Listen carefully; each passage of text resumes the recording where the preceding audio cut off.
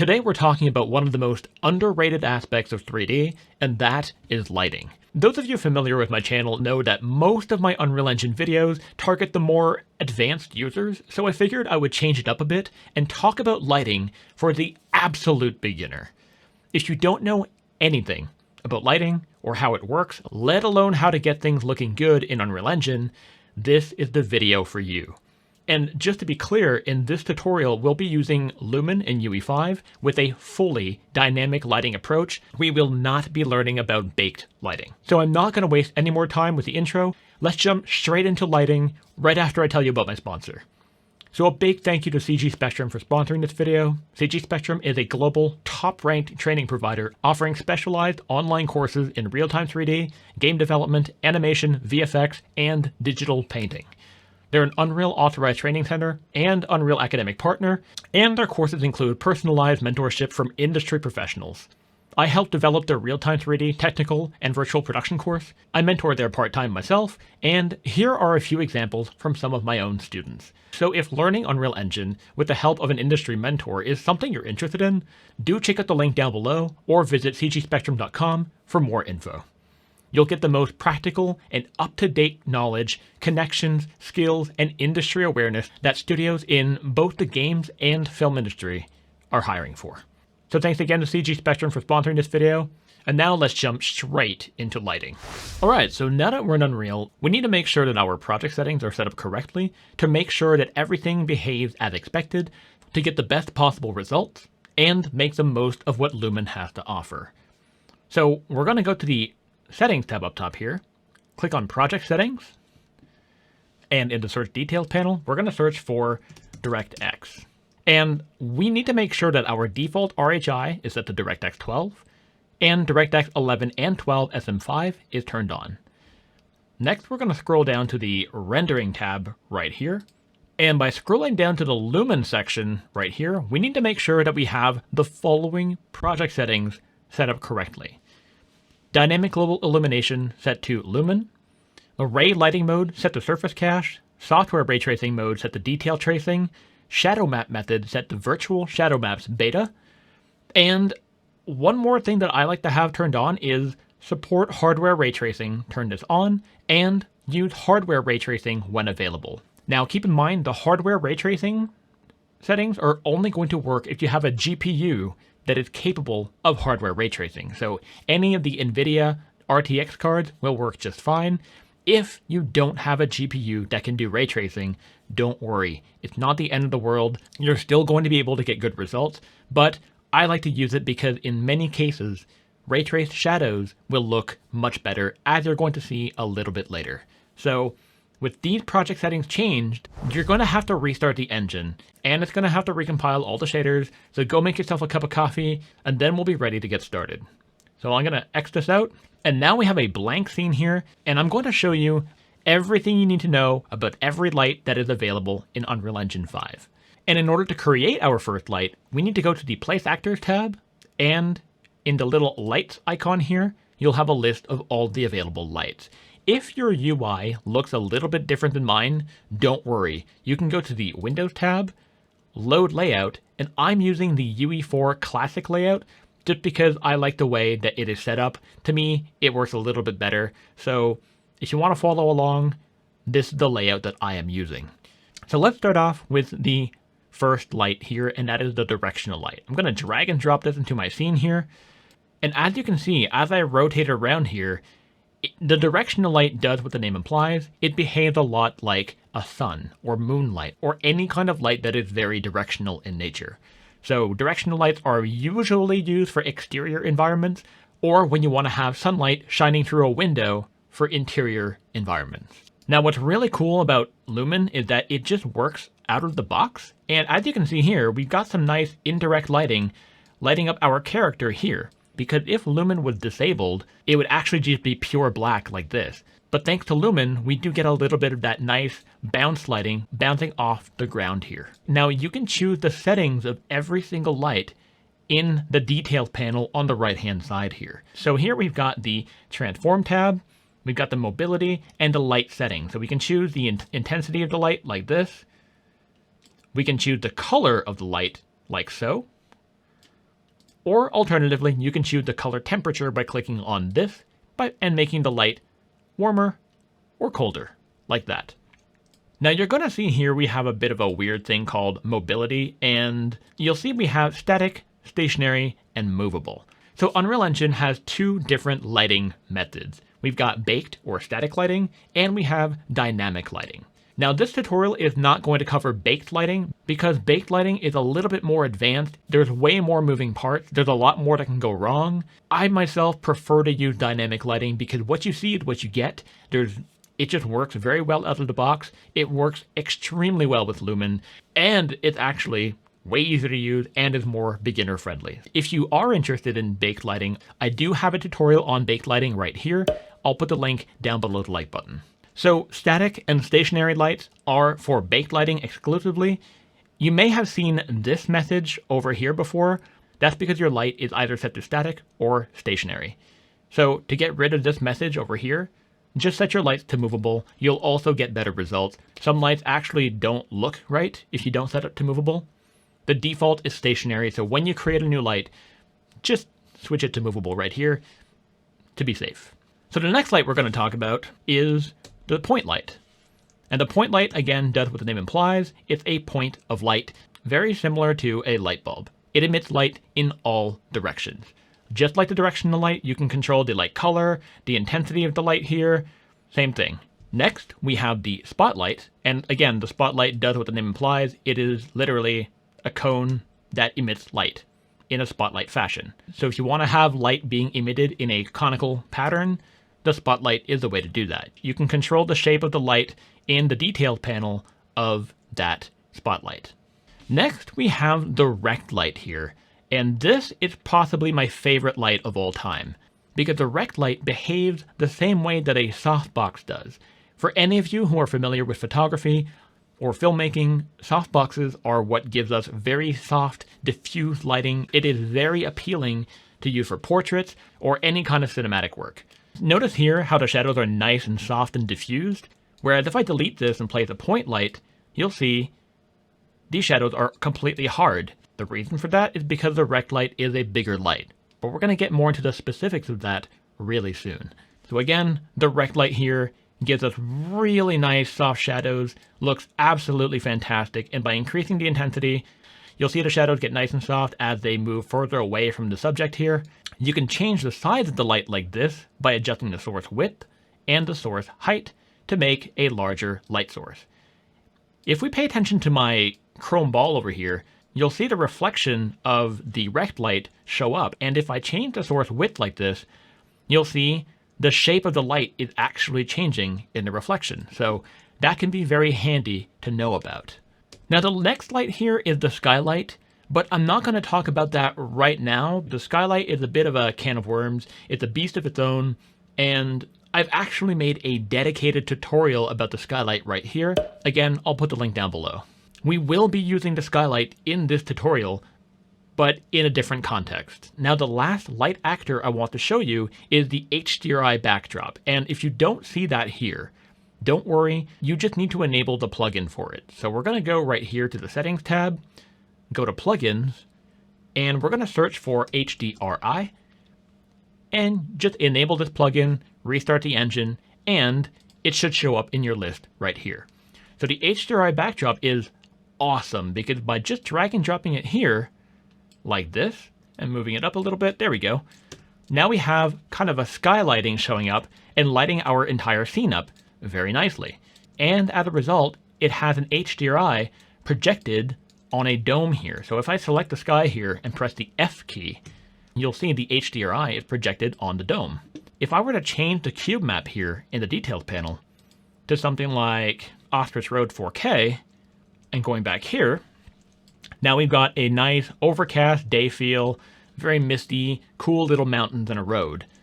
We can change the projection center by clicking on the little diamond here and lifting it or lowering it accordingly. It's a really cool little tool to use, but I wouldn't use this as my main source of light in my environment, but it can give you a really good starting point. We can also increase the intensity of this HDRI backdrop in the details panel right here. So now that we have an understanding of all the light we can create I want to talk about lighting basics and some of the most important things to know when it comes to lighting, and that's shadows. So by deleting this right here, I'm going to create another point light right here. If you remember just earlier when I showed you the rect light, we had really soft shadows. That's because the light source was bigger. But what if I told you that we can get soft shadows with any of the other light actors that I just showed you? So right here, I've got my point light selected, and I'm going to zoom in here, and you'll see in a detailed panel here, we have source radius. If I start increasing this like that, you'll notice a bit of a yellow gizmo show up around it. That is actually the size of our light. So we can actually give it a shape and a size, and as a result, notice what happened to the shadows. The shadows got soft. If I make it smaller, back to 0, and make it larger, notice my shadows are getting softer. This is what we call the shadow penumbra. And basically, it really boils down to the larger your light source is relative to your subject, the softer your shadows will be. This is the most important part of lighting. Understanding how to get soft shadows, understanding when shadows should be soft is the most defining part of taking your lighting to the next level. Because when you have an understanding of how, when, and why shadows are soft, you're going to be looking at lighting in a completely different way. A classic example to demonstrate when shadows are soft versus when they shouldn't be soft is to think about when you're walking in a parking lot in the middle of summer on a cloudless day. The shadows are very hard and sharp, very harsh lighting, but then you look at an overcast day and the shadows are all soft. And you might think that contradicts what I was just telling you. The larger the light source, the softer your shadows will be. But the sun is the largest light source in our solar system. So why would the shadows be sharp? And the reason for that is because while the sun is huge, it is also extremely far away. And as a result, it's just a tiny little point in the sky. But in overcast day, however, the entire sky becomes our light source. The light is diffused by the clouds, and as a result, that softens our shadows. Even though the sky is physically smaller than the sun, the sky is closer to us, and as a result, it softens the shadows.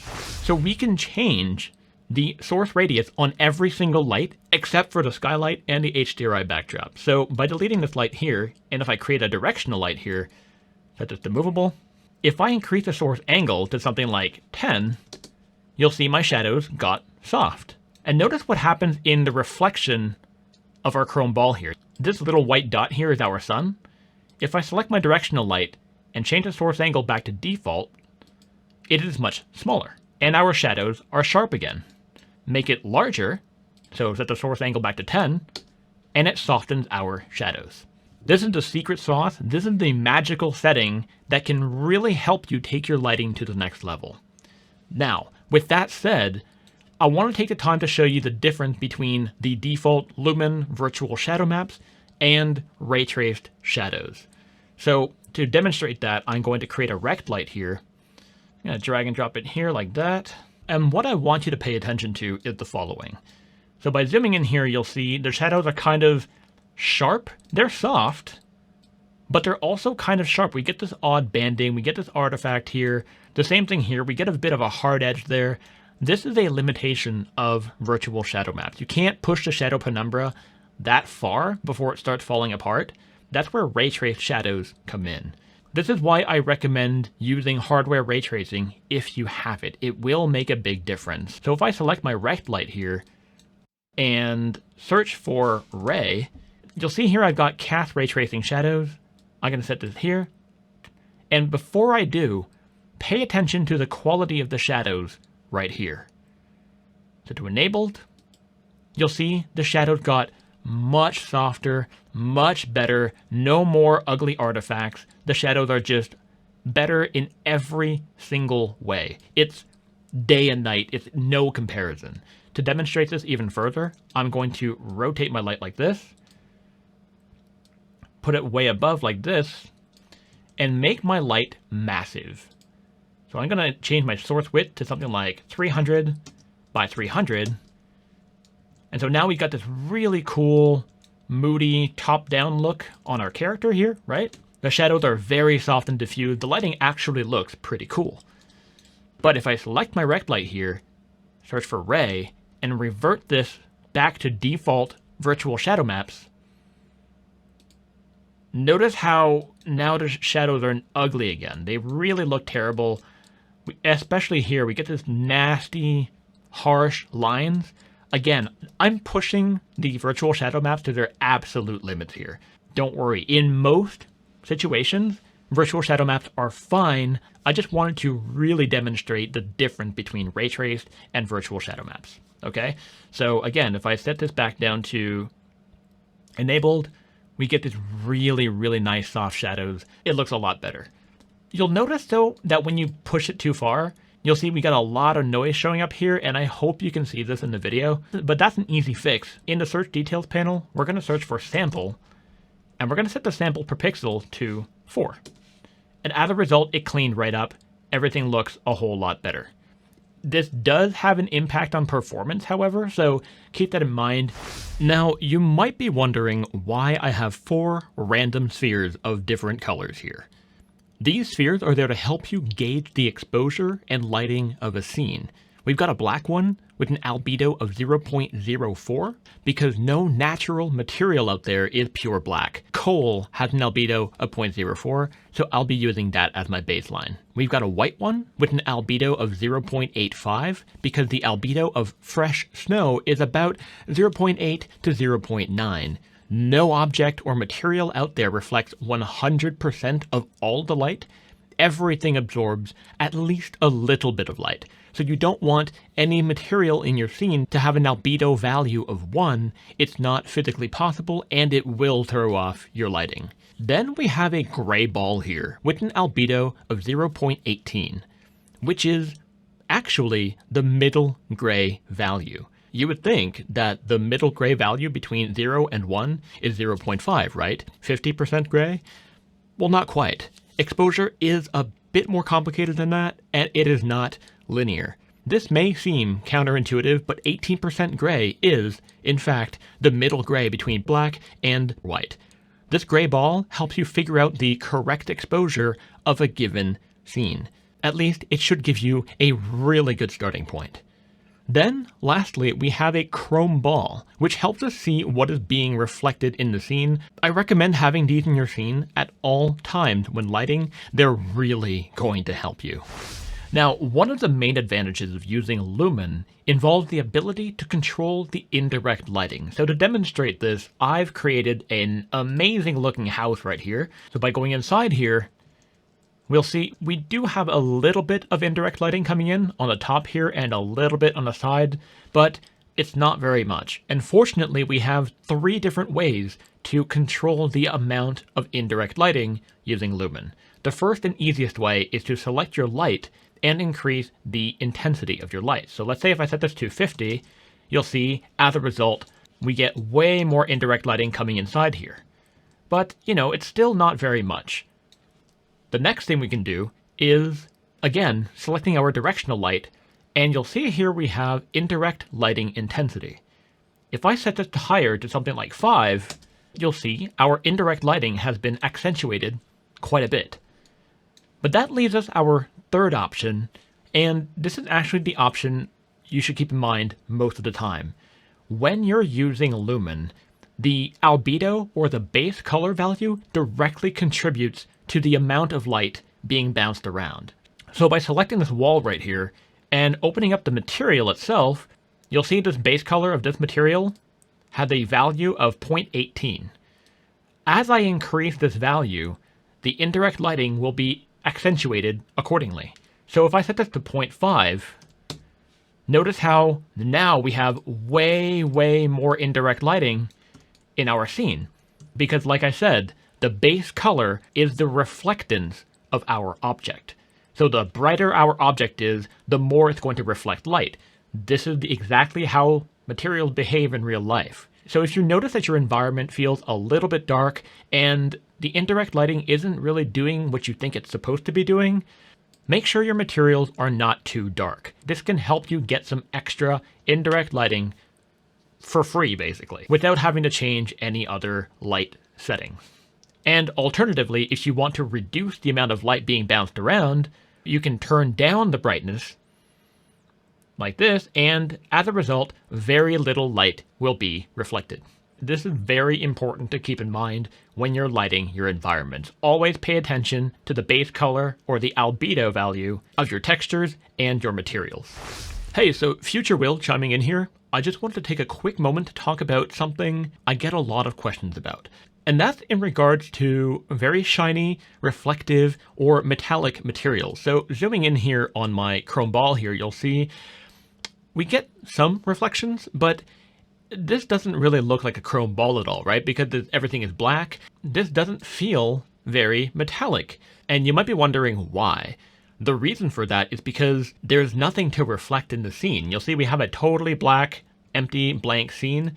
And as a result, metallic or reflective materials are not necessarily going to look right because shiny reflective materials are dependent on having something to reflect. So a quick and easy way to get something to reflect in here is to add an HDRI backdrop like we added earlier, like this.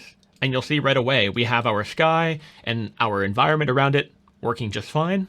And the reason that's working is because this HDRI backdrop has a skylight actor in it. So I'm going to delete this and I'm going to create a skylight. I know I said I wasn't going to show you the skylight in this part of the video, but in this case, it is actually kind of important. In the search details panel here, we've got source type. We've got SLS captured scene, and that's essentially going to basically create an HDRI based on what is around the skylight. Again, I talk about that in my skylight video right here, but what we're going to set it to right now is SLS specified cube map. And this is basically where you load in an HDRI. And so contrary to the HDRI backdrop, the skylight is not going to create an actual dome around you. This is only going to light your scene with an HDRI. So in the cube map section right here, I'm going to select none and just load in whatever cube map that is already loaded. You can import any HDRI you want. A great place to find these is by going to polyhaven.com. They have a huge library of free HDRIs to choose from, so great resource right there. I'm going to use the HDRI forest right here, and you'll see now we have our forest HDRI in here. Now you'll see the bottom of the horizon is totally black, and that's because in the skylight, if we scroll down in the advanced tab, we have lower hemisphere is solid color. I'm going to turn this off, and now you'll see if I hide this plane here, we now have our HDRI affecting our chrome ball the way we would expect. So that is how you can get reflective or metallic materials to kind of render correctly, so to speak. Again, reflective materials are dependent on having something to reflect. And if there's nothing there, they're not going to reflect anything. So, pro tip. And with that said, let's go back to Past Will. Now, one last thing I want to show you before we start lighting our environment, that's emissive materials. So I'm going to create what we call an emissive material because Lumen actually allows emissive materials, glowing materials, to emit light, as I'll demonstrate right here. So we're going to right click in our content browser, create a new material. I'm going to call this emissive 01. I'm going to open this material up and I'm going to create 3 nodes. I'm going to press and hold the 1 key and click, press and hold the 3 key and click, and press and hold the M key and click. I'm going to select these 2 nodes, right click, convert to parameter, and I'm going to call this one light color. I'm going to call this one light intensity. I'm going to plug light intensity into B of the multiply node and plug the light color into the A of the multiply node and plug the multiply into emissive color. I'm going to set the light intensity to something like 100 and set the light color to something ridiculous like a bright flashy orange or something like that and hit OK. Now we're going to hit save. I'm going to make this window smaller and I'm going to apply this material to one of our spheres here like this. And if I hide this rect light, you'll see this emissive material is actually casting light. It is actually casting shadows. And this is awesome because It can help give your environment a little bit of oomph, but you don't want to rely on this too heavily, because if I zoom out here, you'll see, if I zoom out too far, the light disappears, and you'll also notice that the light itself is very noisy and splotchy. So like I said, you don't want to have your entire scene being lit exclusively with emissive materials. It's not going to look very good, but I still wanted to take the time to show you that this does work. So now that we have an understanding of how the lights work, how to bend and shape the light the way we want, now we're ready to get started and light this entire scene here from scratch. So I'm going to go ahead, I'm going to delete all of these lights and start off with a completely blank slate. And you'll see it's a whole lot easier than you might think. So I'm going to be using the Megascan's abandoned apartment scene that you can find for free on the Epic Marketplace. So go ahead and download that if you want to follow along. Now, before we get started, I want to do a little segue into explaining that Lumen works a lot better with nanite meshes, performance-wise. You're going to get much better frame rates if you convert as many meshes to nanite as possible. I've made a dedicated video on nanite right here, so you can check that out if you're so inclined. But if I go here to lit, go to nanite visualization, triangles, you'll see everything that has a colorful triangle on it is actually a nanite mesh.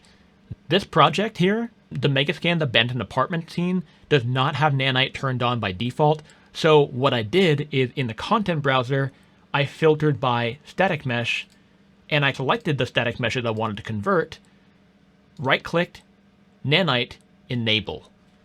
Again, I don't want to dive too deep into the advanced settings here because this is a beginner tutorial, but still, I wanted to point you in the right direction. So with that little segue done, I'm going to delete all of the lights in our scene here and start off from total scratch. And just so you know, this environment here has a skybox in this scene. We can delete that for now. We're not going to need it. So if you're like me and you've deleted your lights and you still have some lights in here, as in it's not totally black like I had it, the reason for that is because there is still some baked lighting information in this scene. We're going to click on the settings tab up top here, go to world settings, and we're going to search for force. And we want to click on Force No Pre-Computed Lighting. Click on this, hit OK, and now we just need to go to the Build button up top here and click on Build Lighting Only. And now, once you do that, all of your lights will be completely gone. There are no more lights, no baked lighting information, and we're ready to go. So now you'll see we have a completely dark scene, and what we're going to do now is use Unreal's most underrated tool, the Environment Light Mixer. So going to Window, ENV Light Mixer, and we have a new tab showing up here. And what we're going to do is we're going to create Skylight, create Atmospheric Light 0, create Sky Atmosphere, create Volumetric Cloud, and create Height Fog. You'll see, okay, we have something here, but if we move the camera outside, you'll see we now have an entire atmosphere sky system done for us with just a few clicks. If I press and hold a Control-L shortcut and move my mouse, you'll see the sun moves in our sky, the clouds react accordingly, and our sky changes color based on the position of the sun in the sky.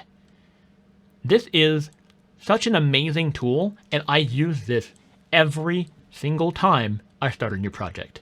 Hands down, every time. Doesn't matter if I'm making an exterior environment or an interior environment. This provides you a fantastic starting point, so I wholeheartedly recommend that you use this moving forward. If you're working on an exterior environment, this gets you 90% of the way there on the first try. So now we're going to go down here back into our scene. I'm going to use the Control-L shortcut to get the sun shining in the rough angle that I want it to, so something like that. But you'll notice that depending on where you're looking, where you're pointing the camera to, now you'll see the interior of our scene got a bit brighter, but as I move the camera this way, everything gets dark again. The reason for that is because of auto exposure. And the next step is to actually turn off auto exposure because that's really annoying and I don't like that. I don't want Unreal to automatically adjust the brightness of my scene for me.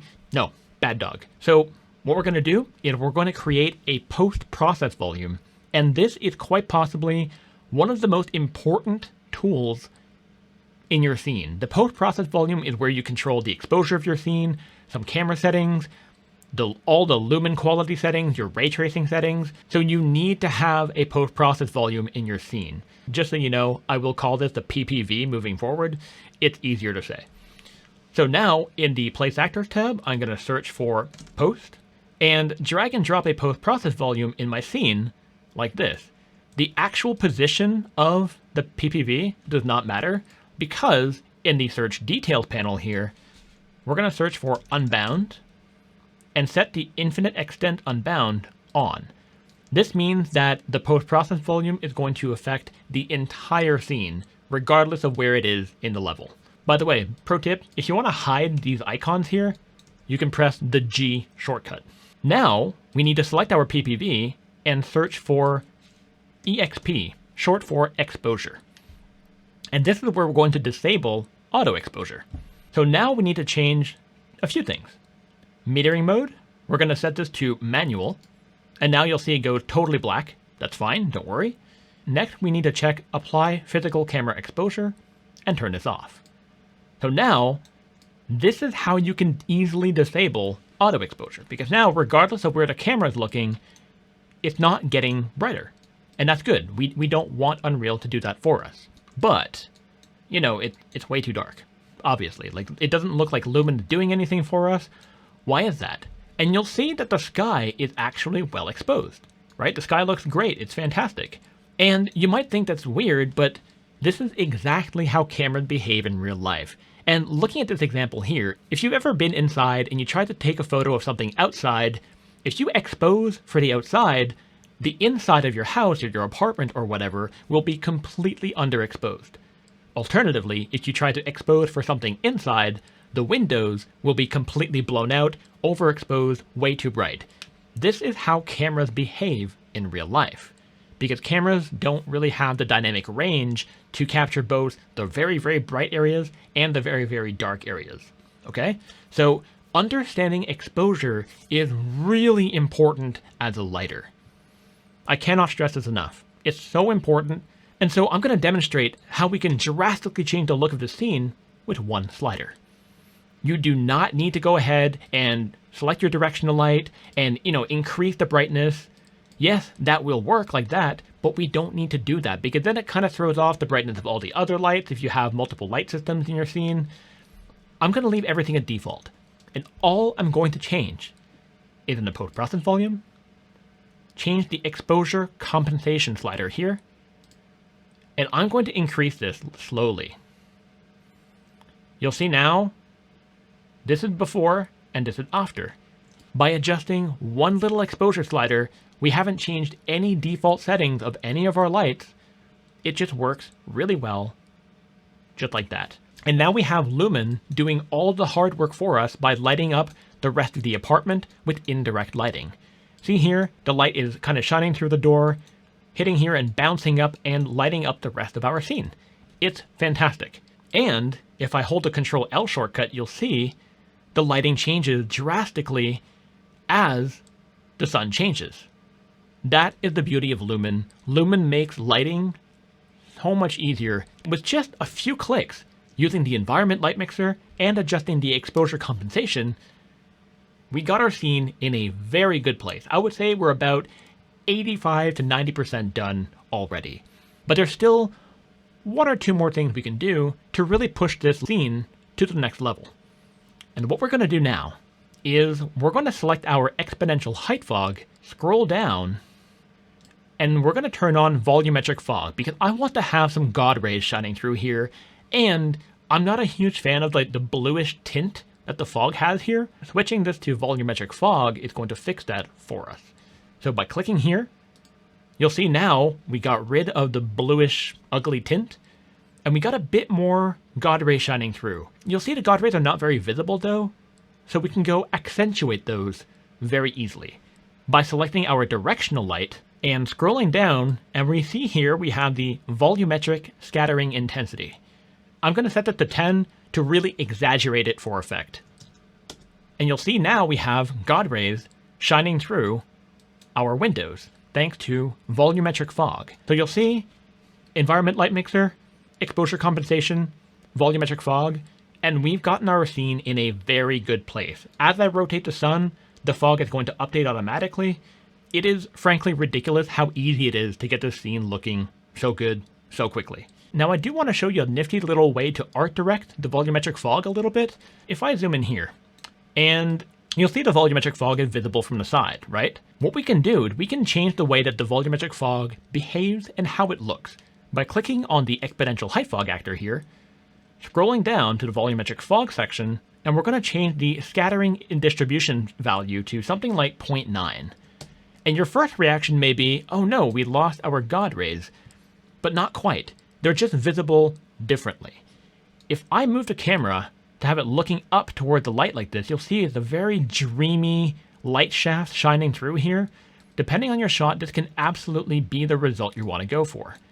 If I were to revert this back to default settings, which is 0.2 right here, you'll see it's similar, but it's not quite the same look, right?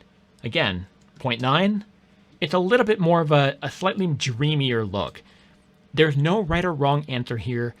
This is purely an art direction setting. This allows you to get full control over the look of the shot you're going for.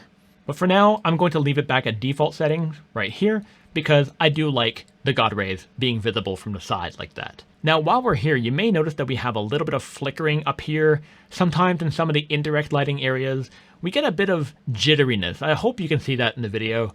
It's not always very obvious, but hopefully it just gets the point across.